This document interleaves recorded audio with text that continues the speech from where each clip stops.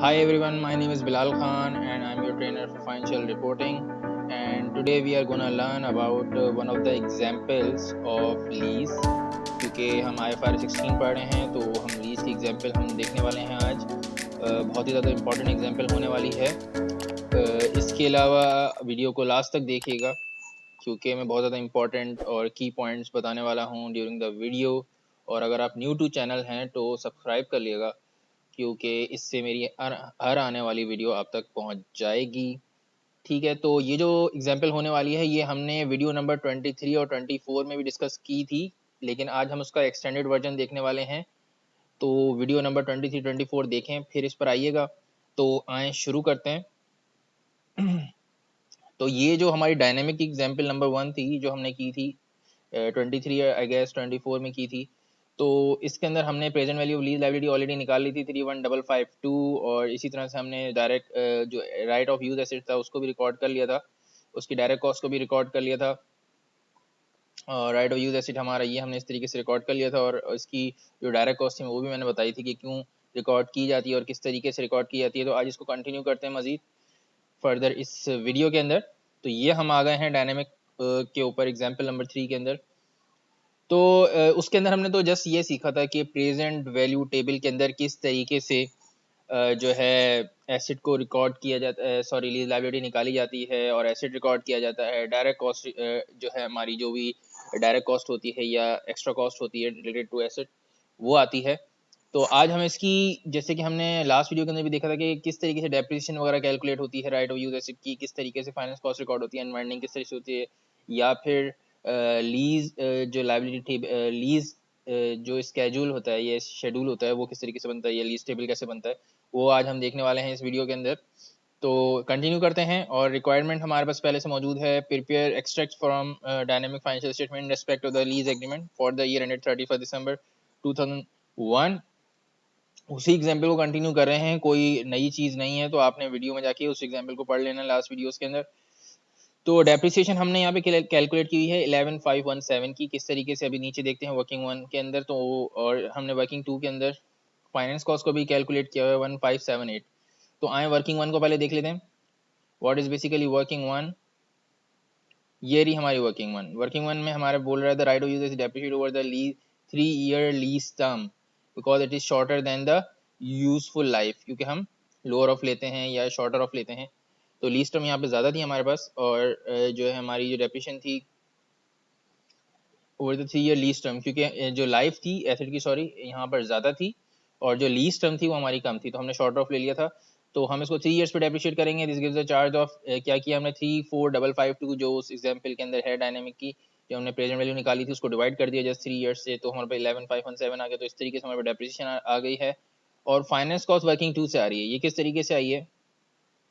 अच्छा, finance cost को देखने से पहले एक चीज़ और देख लेते हैं कि स्टेटमेंट ऑफ फाइनेंशियल पोजीशन में जो राइट ऑफ यूज एसेट है, क्योंकि राइट ऑफ यूज एसेट हमारा नॉन करंट एसेट होता है।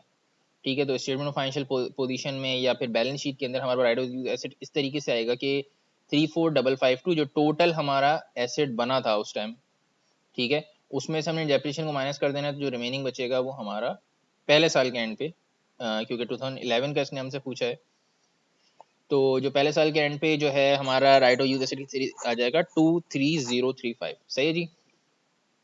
अच्छा, अब वर्किंग 2 पे चल लेते हैं जो कि बहुत ही इंपॉर्टेंट होने वाली है इस वीडियो के लिहाज से।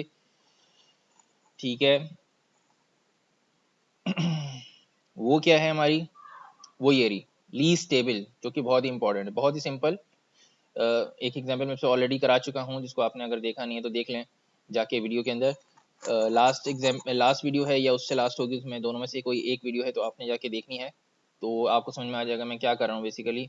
तो अगेन एरियर्स के अंदर था डायनेमिक का क्वेश्चन, तो जितने भी कैश फ्लोज हैं हम एरियर्स में लेंगे। तो year and 2011 31552, again lease liability हमने यहाँ ले ली। ठीक है।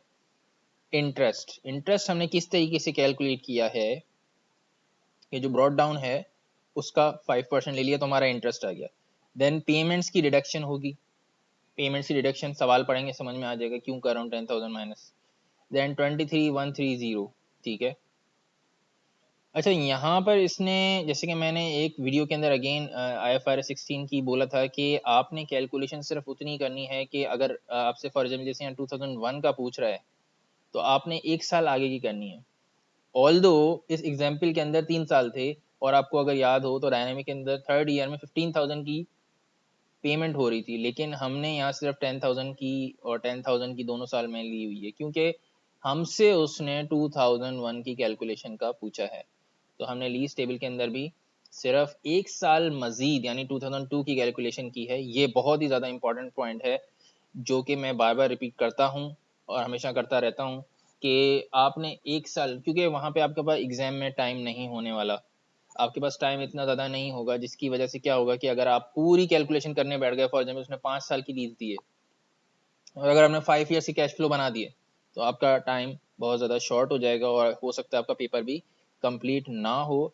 तो इसलिए आपने जस्ट देखना है कि आपसे पूछा गया क्या है, रिक्वायरमेंट क्या है, कितने साल की, कौन से ईयर की।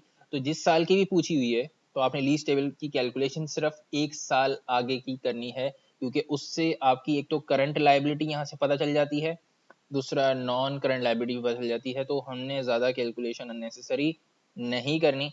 तो 10,000 यहाँ से हमने माइनस कर दिया, तो इन तीनों को अब हम जब सम करेंगे, यानी कि इन दोनों को ऐड कर दिया हमने, ब्रॉड डाउन को और इंटरेस्ट को, और माइनस कर दी पेमेंट, तो हमारा कैरी डाउन हो जाएगा और ये नेक्स्ट ईयर का अगेन ब्रॉड डाउन बन जाएगा, interest then payment then again similarly वही चीज़ें हो रही होंगी। तो total lease liability at the end of 31 December 2001 is 23,130, ठीक है, ऑफ विच 14,287 या 286 कह लें इसको, ये राउंड ऑफ किया हुआ है बेसिकली, तो वो आपका नॉन करंट हो जाएगा। और जब आप 23 और माइनस 14,287 करेंगे, 23,110 और माइनस 14,287 करेंगे तो आपके पास करंट लाइबिलिटी भी आ जाएगी, जो 1 साल के अंदर अंदर पे ऑफ हो रही होगी। तो इस तरीके से ये हमारा लीज टेबल बनता है।